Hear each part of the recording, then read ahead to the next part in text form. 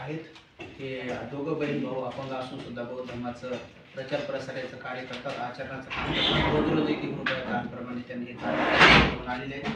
ते फॉर्मसुद्धा या ठिकाणी स्वतः घेऊन आलेले आहेत उपासक उपासकांनी सुद्धा. आणि भगवंताचं रूप असलेलं हे या ठिकाणी वाच इकडे या विहाराला दान पण केलेले आहे. तर सर्वांनी त्यांना आयुष्य आरोग्य सुख प्राप्त करण्यासाठी आणि अनंत होईपर्यंत जरी ते अपंग असले तरी मात्र मनाने ते बुद्ध धम्मसंघाबद्दल अगाध श्रद्धा ठेवून आहेत. आणि अशा अंमल करून आपण सगळ्यांनी प्रेरणा घेतली पाहिजे आणि धम्ममार्गावर चाललं पाहिजे. अशा प्रकारचे आपल्या सगळ्यांना सुद्धा मी आशीर्वाद पाहिजे.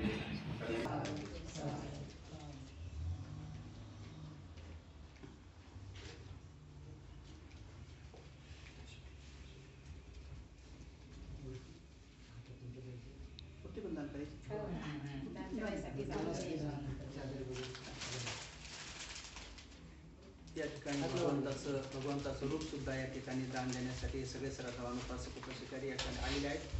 त्याचबरोबर एक सणासन बेडशीट पण आहे.